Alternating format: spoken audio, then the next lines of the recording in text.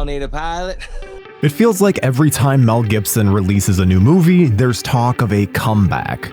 Then he disappears for a decade and all momentum is lost. It doesn't help that he's pretty controversial in his personal life, but I've always just focused on the film side of Gibson. His newest film, Flight Risk, sees him combining forces with Mark Wahlberg, who is finally taking a darker turn after decades of playing generic good guys. Does it result in a Marky Mark performance worth watching? Has Gibson actually returned to form? Or is this more of a sign of more mediocrity to come?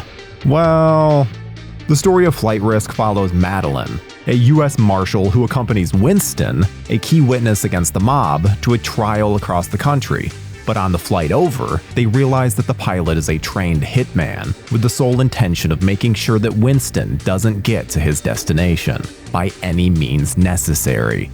Most will likely recognize Michelle Dockery from Downton Abbey, so it's cool to see her take on a more action-oriented role. I wasn't fully convinced of her until the second half of the movie, but she won me over by the end. I've always considered Topher Grace severely underrated, so it's nice to see him get a big role here. He's the comic relief, but he also energizes the movie a bit with some personality. Ever since the first trailer for Flight Risk was released, I was intrigued for one reason and one reason only: Mark Wahlberg as a bad guy. One of my main criticisms of the actor is that he always plays the same good guy character in every movie he's in, even when it's supposed to be based on a real person. So to finally see Wahlberg play a bad guy feels like viewing the actor with new eyes. He seems to be absolutely relishing in every evil moment he gets to partake in. There are some great lines, but he can be a bit cartoonishly evil at times. The bald cap is a bit hokey, with the hairline seeming very unnatural, but it was nice to see Wahlberg try something different.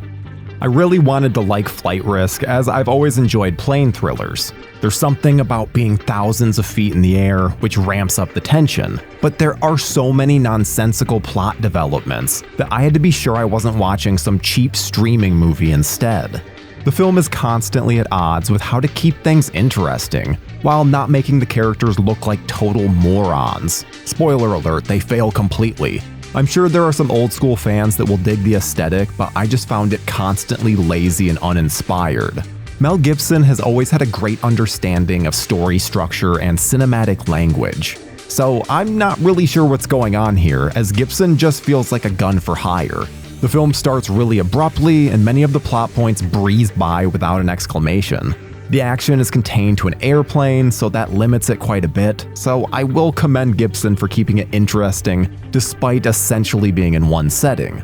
But the sheer lack of satisfying payoffs and boneheaded character decisions make this a chore to get through. I also wasn't impressed with the effects work, as the CGI is overabundant. Ultimately, is Flight Risk Mel Gibson's big return as a director? Definitely not. But it shows he's able to take himself less seriously and make something other than 3-hour epics. Plus, at least we finally got to see evil Marky Mark. And that was worth the price of admission at least. Here's hoping he doesn't take the poor quality of this film as a reason to not try it again. Because we definitely need more evil Wahlberg in the world.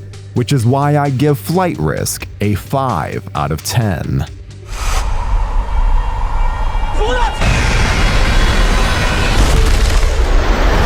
Thank you for clicking on our video, everybody. If you like what you saw here, please make sure you like the video and subscribe and share with your friends who like this sort of content. JoBlo remains an independent company, and we appreciate all of your support.